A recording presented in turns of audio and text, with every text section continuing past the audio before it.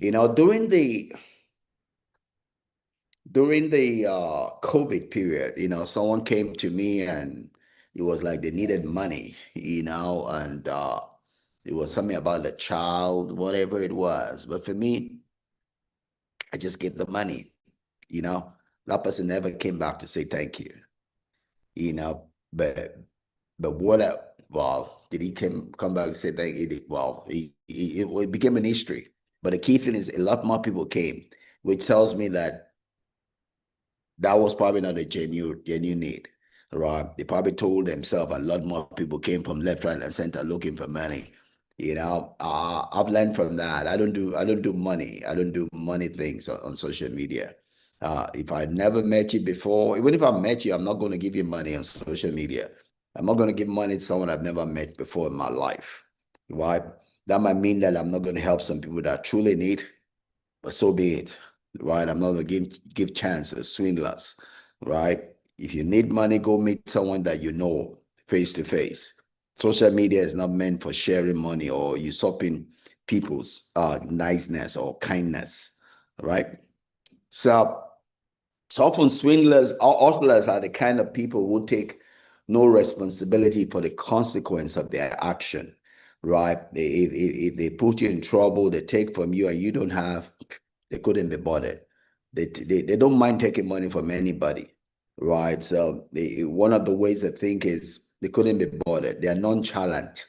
They are nonchalancy, not caring who it is that they are taking money from.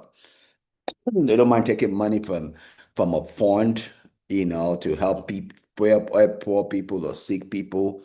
They don't mind who they're taking money from. All they can see is themselves, right? All they can see is themselves. It doesn't matter where the money is coming from. Unfortunately, you find that in the church also. They couldn't be bothered. They have a program. They couldn't be bothered where you get the money from for as long as you get the money, right? People preach messages for 2 hours just because they want to raise an offering, right? They're forcing people against their better judgment, which is witchcrafty. I guess that's one of the attributes of a swindler. A swindler is one who wants to make you make a decision against your better judgment. He doesn't give you time to reason, right? And I've given that example so many times about the timeshare. The timeshare in the US, I don't see anyone here in Nigeria. In the US, it's all a 419, a swindling, a con game. They do it such that you buy their timeshare in an environment where you're not allowed to reason, right? They want you to buy it anytime they invite you. They want you to make a decision before you leave that place. So they ensure that you have everything it takes for you to sign the contract before you leave. Those are big time con artists, right? Yeah, when you are there, they bring people that are familiar to you, to what you are used to. They talk to you, that one does not succeed. They move it to another person, and tie you out such that you're just trying to get out of that place. And they're hoping that to get out of that place, you just sign the contract to do that, right? So those are examples of swindlers. Uh, I've mentioned in the pulpit, where people preach for hours just to get an offering from you.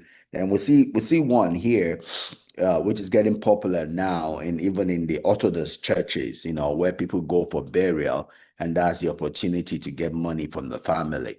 They are not conscious of the moment. They lose respect for the corpse, and all they're trying to do is commit the family to bring money out.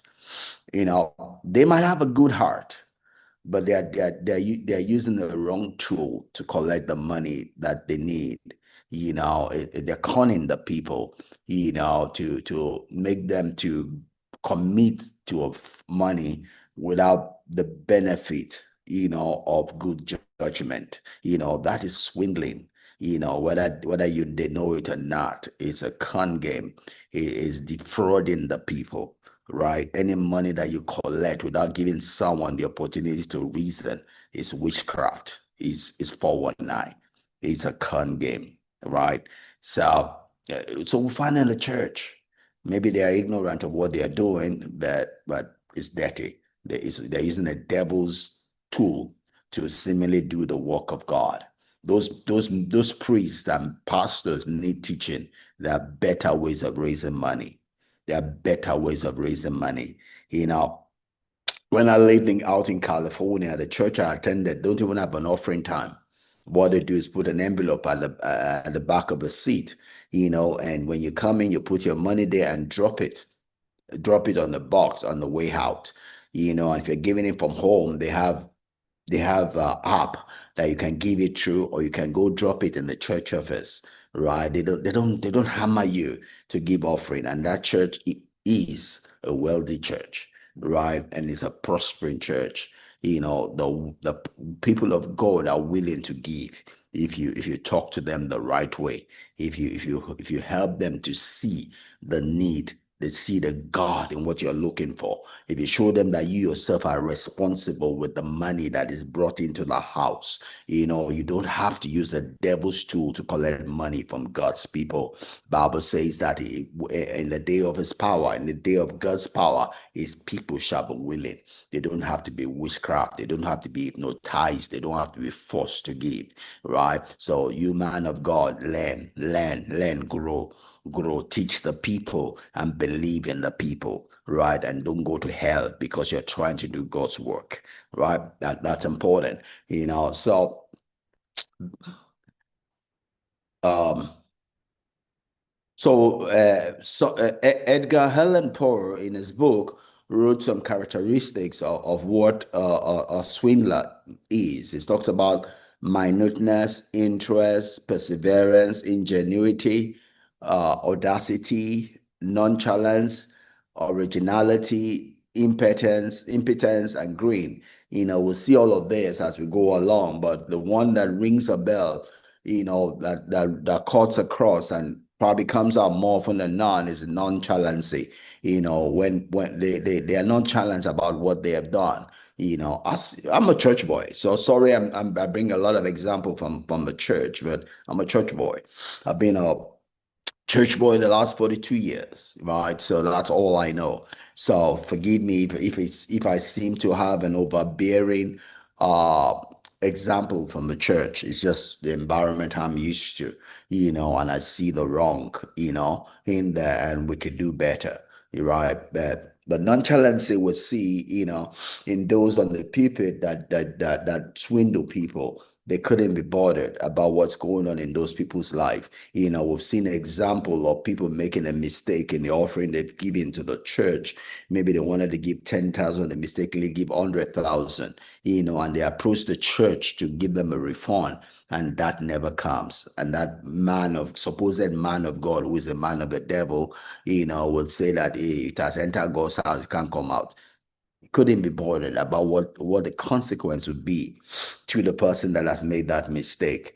They are all about themselves, raising money for themselves, and couldn't be bothered about the people, that are bringing the money and what the consequence will be. They expect from those people to believe God. What the person that is saying the supposed man of God or man of the devil cannot believe God for. He's expecting the people to believe for. They couldn't be bothered about the state of the people, right? So, and that's an attribute you see cutting across 419 people, swindlers, grifters. So that's an easy example. So